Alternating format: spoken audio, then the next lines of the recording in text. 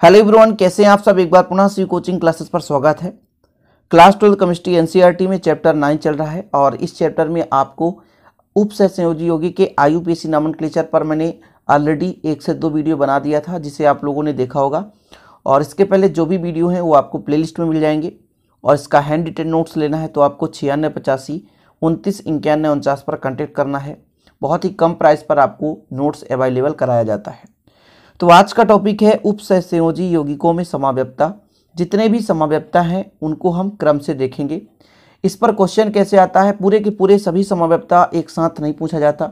जैसे क्वेश्चन आ जाता है त्रिविम समाव्ययता किसे कहते हैं समझाइए, या कि क्वेश्चन आ जाएगा उप सहसंयोजी समाव्ययता क्या है, या कोई 2 नंबर में आ जाएगा हाइड्रेट समाव्ययता या बंधन समाव्ययता या आयनन समाव्ययता, ज्यामितीय समाव्ययता, प्रकाशीय समाव्ययता किसे कहते हैं, इसको सचित्र समझाइए।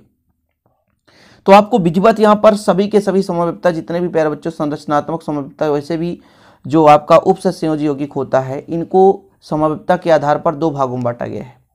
पहला संरचनात्मक समाव्ययता और दूसरा है त्रिविम समाव्ययता। फिर संरचनात्मक समाव्ययता के अंतर्गत 4 समाव्ययता हैं: आयनन समाव्ययता, उप सहसंयोजी समाव्ययता, बंधन समाव्ययता, हाइड्रेट समाव्ययता। और फिर जो त्रिविम समाव्ययता प्यारे बच्चों वो 2 प्रकार से है, एक ज्यामितीय समाव्ययता और दूसरा प्रकाशीय समाव्ययता। अब हम बात कर लेते हैं सबसे पहले स्टूडेंट की, जो आपका समाव्ययता है क्या चीज़। जैसे आप लोगों ने 11th क्लास में पढ़ा होगा कि ऐसे बहुत सारे यौगिक या जिन यौगिकों में रासायनिक सूत्र समान होता है परंतु संरचना या आंतरिक विन्यास अलग होता है, तो एक दूसरे के समावयवी कहलाते हैं। और इन प्रकार की घटना या इस प्रकार की प्रक्रिया को हम समाव्ययता कहते हैं। कहने का मतलब जिनके अणुसूत्र समान होता है, यानी अणुसूत्र समान हो किंतु उनका आंतरिक विन्यास भिन्न भिन्न हो प्यारे बच्चों, तो वो एक दूसरे के समावयवी कहलाते हैं और यह प्रक्रिया समाव्ययता कहलाता है। ठीक है, तो समाव्ययता समझ गए। अणुसूत्र समान हो किंतु संरचना सूत्र या आंतरिक उनका विन्यास अलग हो तो एक दूसरे के समावयवी हैं। और प्यारे बच्चों ये जो घटना है वो समाव्ययता कहलाती है। समाव्ययता को 2 भागों में बांटा गया है यहाँ पे उप सहसंयोजी यौगिक में। पहला है संरचनात्मक समाव्ययता, दूसरा है प्यारे बच्चों त्रिविम समाव्ययता। तो संरचनात्मक समाव्ययता क्या है, जैसे आपके पास केंद्रीय धातु परमाणु है, उसके चारों ओर लिगेंड है, उसके जमावट में भिन्नता के कारण जो आपका समाव्ययता उत्पन्न होता है उसे संरचनात्मक समाव्ययता कहते हैं। समझिएगा, मैं एग्जाम्पल आपको देता हूं। जैसे प्यारे बच्चों ये आपका एक संकुल यौगिक है, इसमें केंद्रीय धातु परमाणु कोबाल्ट है, इसके साथ लिगेंड जुड़े हैं। इन लिगेंडों के बदलाव के कारण या इन लिगेंडों के जमावट के भिन्नता के कारण जो समाव्ययता उत्पन्न होती है उसे कहते हैं संरचनात्मक समाव्ययता। समझ गए कुछ मैं क्या कह रहा हूं, कि केंद्रीय धातु परमाणु के चारों ओर जुड़े लिगेंडों के कारण या लिगेंडों के जमावट की भिन्नता के कारण जो समाव्ययता उत्पन्न होती है उसे कहते हैं हम संरचनात्मक समाव्ययता। ठीक है, क्लियर है। संरचनात्मक समाव्ययता क्या है प्यारे बच्चों, मैंने कहा ना, फिर से आप समझें कि जो संरचनात्मक समाव्ययता होता है प्यारे बच्चों वो केंद्रीय धातु परमाणु के चारों ओर जुड़े हुए लिगेंडों के जमावट की भिन्नता के कारण जो समाव्ययता उत्पन्न होती है उसे संरचनात्मक समाव्ययता कहते हैं। जैसे पहला है आयनन समाव्ययता। एक ही अणुसूत्र एवं संगठन के ऐसे 2 समावयवी जब जल में विलय करने पर अलग अलग तरह से आयनीकृत होते हैं तो इन समावयवियों को आयनन समावयवी कहते हैं तथा उत्पन्न समाव्ययता आयनन समाव्ययता कहलाती है। कहने का मतलब हमारे पास एक यौगिक है, इसको हम किसी, है ना, मान लो आपका जल ही है, तो जब हम इसको जल में मिला देते हैं तो प्यारे बच्चों इनमें जो लिगेंड जुड़े हैं उनमें परिवर्तन हो जाएगा, उनके संरचना में परिवर्तन होगा। और यहाँ पर कहा गया है कि जब अलग अलग तरह से आयनीकृत होते हैं, मतलब प्यारे बच्चों यहाँ पर देखा जाए तो इसको 2 भागों में बांटेंगे तो ये हमारा सल्फेट जो है ऋणात्मक होगा, लेकिन ये ब्रोमीन बाहर चला जाए और सल्फेट अंदर आ जाए तो ये हमारा दूसरा एक आपका यौगिक मिल जाता है, जो कि अणुसूत्र समान है लेकिन इनकी संरचना में भिन्नता आ जाती है। कहने का मतलब सिर्फ इतना है प्यारे बच्चों, जब अंदर का लिगेंड बाहर आ जाए, आप इतना समझो आयनन समाव्ययता क्या है, जब अंदर का लिगेंड बाहर आ जाए और बाहर का जो भी ऋणात्मक आयन है वो अंदर चला जाए। मतलब आयन के विस्थापन के कारण जो समव्यवस्था उत्पन्न हो रही है उसे हम आयनन समव्यवस्था कहते हैं। अणुसूत्र समान है, अणुसूत्र दोनों में समान है, किंतु प्यारे बच्चों इनका आयनीकृत जो है भिन्न भिन्न है। मतलब इनका आयनन भिन्न भिन्न होगा। जब इसको हम तोड़ेंगे तो सल्फेट निगेटिव होगा, जब इसको तोड़ेंगे तो ब्रोमीन निगेटिव होगा। लेकिन अणुसूत्र दोनों का सेम है, केवल इनके अभिविन्यास या आंतरिक विन्यास में डिफरेंस है। यहाँ पे और कई सारे एग्जाम्पल दिया मैंने। यहाँ पे क्लोरीन अंदर है, फिर ये बाहर चला गया प्यारे बच्चों, तो एक दूसरे के समावयवी है और इनमें जो समव्यवस्था है वो आयनन समव्यवस्था है। यहाँ पर यदि देखा जाए तो NO2 अंदर है, क्लोरीन बाहर है, वही क्लोरीन अंदर आ गया तो Cl2 हो गया और NO2 बाहर चला गया। यहाँ पर देखो Br अंदर है, C2O4 ऑक्सलेट बाहर है, फिर प्यारे बच्चों ये C2O4 अंदर आ गया और ब्रोमीन बाहर चला गया। तो जब अंदर का लिगेंड बाहर चला जाए और बाहर का आयन अंदर आ जाए तो इससे जो समव्यवस्था उत्पन्न होती है उसे आयनन समव्यवस्था कहते हैं। मेन आप समझ गए। यदि इस प्रकार से दे दिया कि इसमें कौन सी समव्यवस्था पाई जाती है तो आप समव्यवस्था तो पहचान ही लोगे कि जब अंदर का बाहर चला गया और बाहर का अंदर आया प्यारे बच्चों तो इसमें कौन सी समव्यवस्था पाई गई, तो आयनन समव्यवस्था। पहचानने को यदि दे दे तो आप सिंपल से पहचान जाएंगे। चलिए दूसरा समव्यवस्था देखते हैं, समन्वयन या उपसहसंयोजी समव्यवस्था। समन्वयन में क्या होता है कि जो यहाँ पर एक दूसरे के समावयवी होंगे वो दोनों के दोनों संकुल आयन होंगे। समझ रहे हैं ना, यहाँ पे डायरेक्ट समझते हैं कि ये पूरा का पूरा प्यारे बच्चों देखिए यहाँ पे एक यौगिक है, इसमें धनात्मक भाग यहाँ से दो भाग बांटेंगे तो धनात्मक भाग भी और ऋणात्मक भाग भी दोनों संकुल आयन है। ठीक है, फिर से समझेंगे आप कि ये जो समव्यवस्था है उन्हीं यौगिकों में पाया जाता है जिनमें प्यारे बच्चों धनात्मक भाग और ऋणात्मक भाग दोनों संकुल आयन है।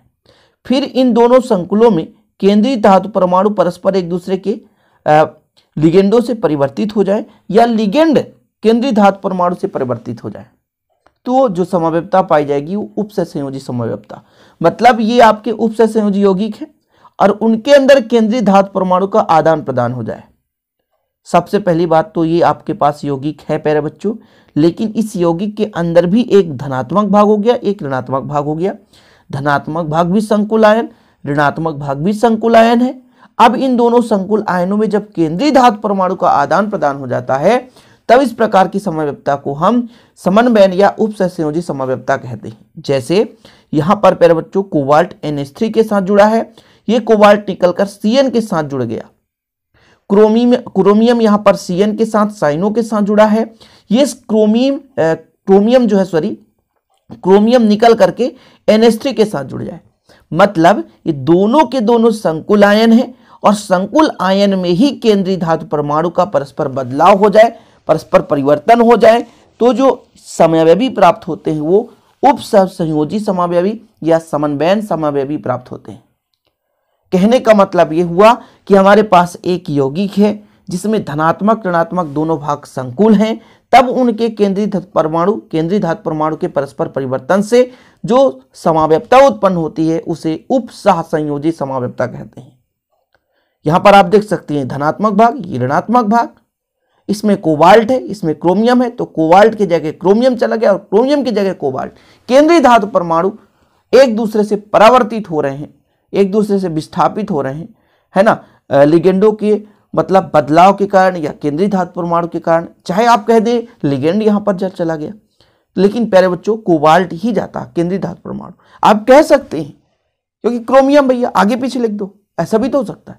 तो आप समझें कि यहां पर जब केंद्रीय धातु परमाणु एक दूसरे से परिवर्तित हो जाए तो क्या कहलाएगा प्यारे बच्चों, आपका उपसहसंयोजी समव्यवस्था कहलाएगी। ठीक है, समझ गए ना। यहाँ पर कापर देख सकते हैं, प्लेटिनम है, इसको चेंज कर दिया, प्लेटिनम NH3 के साथ, कापर Cl4 के साथ। तो इस प्रकार से जो एग्जाम्पल्स 2 से 3 मैंने करा दिया और यदि ऑब्जेक्टिव टाइप में पूछ दिया 1 नंबर या 2 नंबर में पूछ दिया आयनन समव्यवस्था किसे कहते हैं, तो उम्मीद करता हूं कि आप लोग तो इतना कर ही लोगे प्यारे बच्चों। ठीक है, चलिए आगे हम बात कर लेते हैं अगले समव्यवस्था पर। जो अगला समव्यवस्था प्यारे बच्चों वो है आबंधी समव्यवस्था। क्या? आबंधी समव्यवस्था। आबंधी मतलब बंध। जैसे हमारे पास लिगेंड होता है, कुछ ऐसे लिगेंड होते हैं प्यारे बच्चों कि उसमें 2 दाता परमाणु उपस्थित होते हैं। ठीक है, आबंधी समव्यवस्था आप समझ जाएंगे, बिल्कुल सिंपल है, बिल्कुल आप परेशान मत। देखिए जो लिखा रहता है आपको थोड़ा सा कठिन लगता है, लेकिन बात को समझिए, आप सिंपल तरीके से कर सकते हैं कि जो आबंधी समव्यवस्था है वो उसी प्रकार की यौगिक में पाया जाएगा जिस यौगिक में एक ऐसा लिगेंड जुड़ा हो जिसमें दो दाता परमाणु। फिर से समझेंगे आप, जो आबंधी समव्यवस्था है उसी संकुल यौगिक में या उसी उपसहसंयोजी यौगिक में पाया जाएगा जिसमें जुड़ा हुआ लिगेंड जो भी वहां पे होगा उसमें दो दाता परमाणु होंगे। जैसे प्यारे बच्चों यहां पर NO2 है, ये नाइट्रो समूह है, इसमें दाता परमाणु N है, लेकिन जब इसी को हम ONO लिख दें तो दाता परमाणु N हो जाता है। मतलब लिगेंड NO2 ही है, लेकिन दाता परमाणु जैसे ही बदला तो ये प्यारे बच्चों नाइट्रेटो बन गया, नाइट्राइटो या नाइट्रेटो कह सकते हैं। मतलब ये जो NO2 था वो एक लिगेंड था, लेकिन जैसे ही इसको हमने ONO लिखा तो दाता परमाणु चेंज हो गया। मतलब NO2 में दो परमाणु ऐसे हैं जो इलेक्ट्रॉन युग्म दे सकते हैं, अर्थात ये दो प्रकार से लिगेंड का काम कर सकता है, एक NO2 और एक ONO। तो देखिए आपके पास एक यौगिक है जिसमें लिगेंड NO2 है, लेकिन इसके ही अंदर जब नाइट्रोजन के अलावा दूसरा परमाणु ऑक्सीजन दाता परमाणु बन जाता है, तभी यौगिक का भी यह संरचना अलग हो जाता है। यौगिक का जो अभिविन्यास है, आंतरिक विन्यास है, संरचना है, वो डिफरेंस हो जाता है। तो जो एक दूसरे के समावयवी हैं वो आबंधी समावयवी, और इस प्रकार की समावयवता को आबंधी समावयवता कहते हैं। कितना सिंपल है प्यारे बच्चों, मतलब आबंध बंध बनाने वाले जो परमाणु है वो भिन्न भिन्न हो जाए, एक ही लिगेंड में बंध बनाने वाले परमाणु भिन्न भिन्न हो जाए, यानी इलेक्ट्रॉन युग्म देने वाला परमाणु भिन्न भिन्न हो जाए, तो जो आपका समावयवता होता है प्यारे बच्चों वो होता है आबंधी समावयवता। क्या होता है? आबंधी समावयवता। कितना सिंपल है आबंधी समावयवता, बिल्कुल कितना सिंपल है। उम्मीद करता हूं समझ में आ गया होगा। ठीक है, अब देखिएगा थोड़ा सा डिटेल्स देख लेते हैं। जैसा कि हम जानते हैं कि ऐसे लिगेंड, यहां पे एक स्टूडेंट आपको एक शब्द मिलेगा एम्बीडेंटेड, का मतलब होता है अनुवाद। इसको आप मत लिखें, कोई जरूरत नहीं है, आप ऐसा लिखें जो कि हम जानते हैं कि ऐसे कुछ लिगेंड होते हैं जिसमें इलेक्ट्रॉन युग्म दो अलग अलग परमाणु से केंद्रीय धत परमाणु के दिए जा सकते हैं।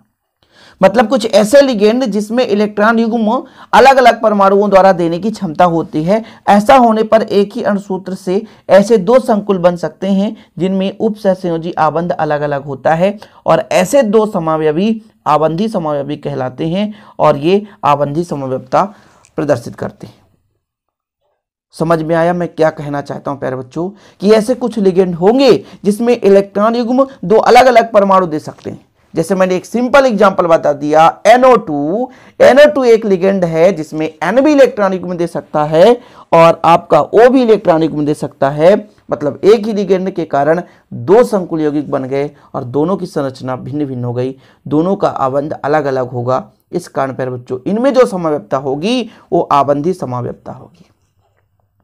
ठीक है, क्लियर है? आगे चलें। हाइड्रेट समावयवता। हाइड्रेट देखिएगा, संकुल अथवा समन्वयन यौगिक के निर्माण में जल अणु का महत्वपूर्ण योगदान है। यह क्रिस्टलीय जल अणु के रूप में अथवा लिगेंड के रूप में अथवा दोनों प्रकार के संकुल यौगिक में उपस्थित रहता है। अतः जल अणु H2O की अलग अलग भूमिका के कारण संभावित एक ही अणुसूत्र वाले दो या दो से अधिक समावयवियों को हाइड्रेट समावयवी कहते हैं। हाइड्रेट कहने का मतलब अब सिंपल है प्यारे बच्चों, कि जिस संकुल यौगिक में, समझिएगा, जिस संकुल यौगिक में H2O के द्वारा समावयवता उत्पन्न होगी उसे हाइड्रेट समावयवता कहते हैं। किसके द्वारा?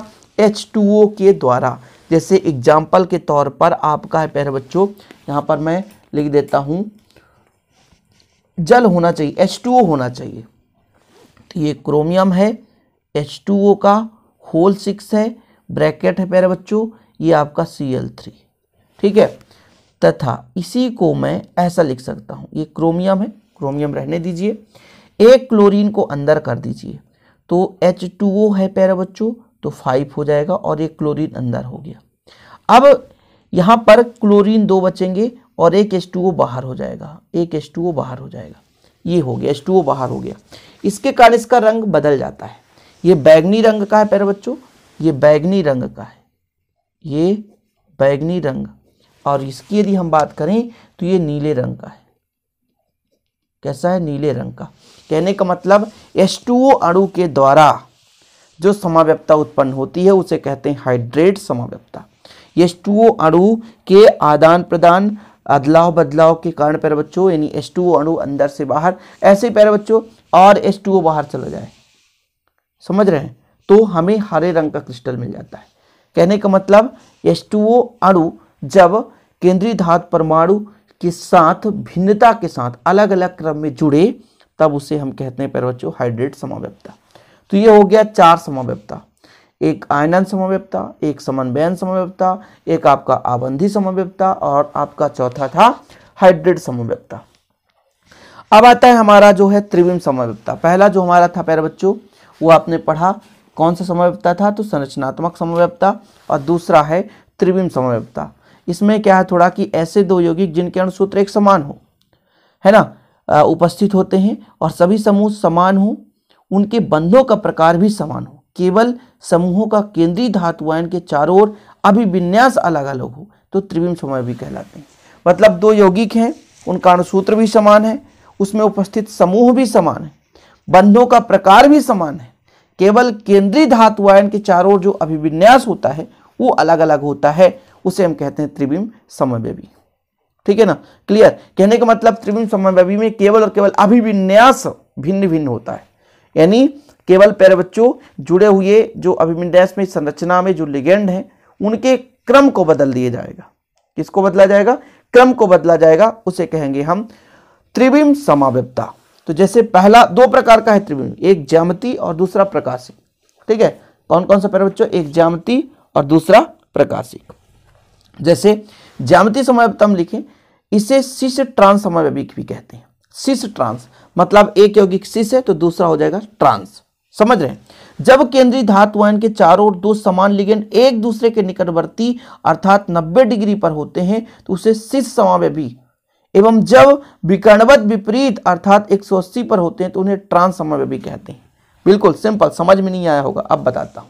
जैसे देखिएगा क्या कहा गया कि जब दो समान लिगेंड, ये दोनों यौगिक प्यारे बच्चों सेम है, जब दो समान ही लिगेंड, यहां पर देखिए, जब दो समान लिगेंड एक दूसरे से निकटवर्ती, एक दूसरे के पास हो और 90 डिग्री पर हो, कितने डिग्री पर? 90 डिग्री, तो वो प्यारे बच्चों क्या कहलाते हैं? सिस।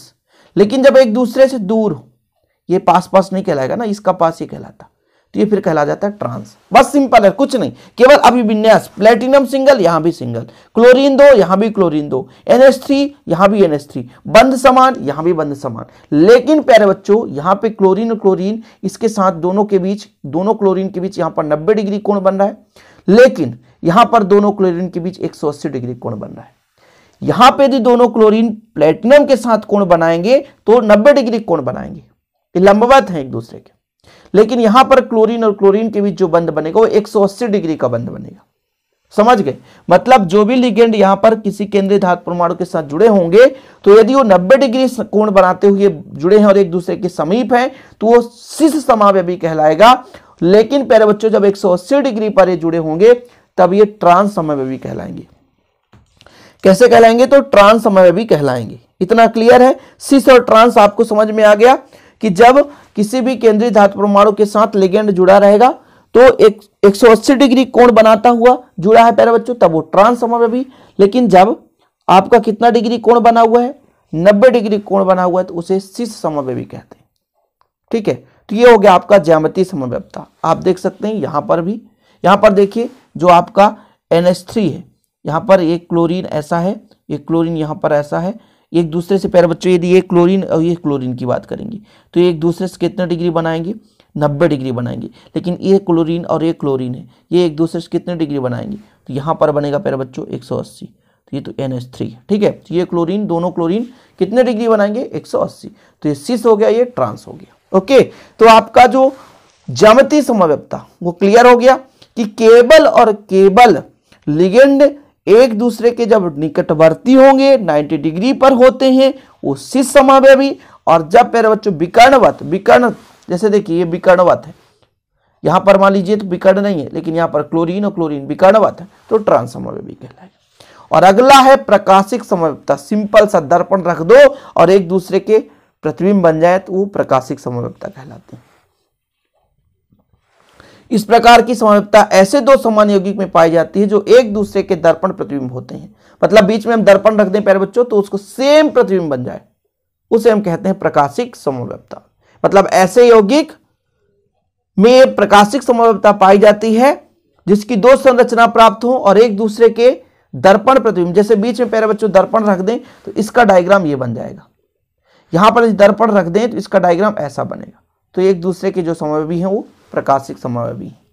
सिंपल है ना, समझ गए। प्रकाशिक समव्यवस्था मतलब जैसे आप अपने सामने दर्पण रख देंगे तो आपका 2 कॉपी प्रतिबिंब दर्पण पर बन जाएगा। तो प्यारे बच्चों इस प्रकार की समव्यवस्था क्या कहलाती है? प्रकाशिक समव्यवस्था कहलाती है। उम्मीद करता हूं आज ये उप सहसंयोजी यौगिक का जो समव्यवस्था है उसको कंप्लीट रूप से आप लोगों ने समझ गया होगा।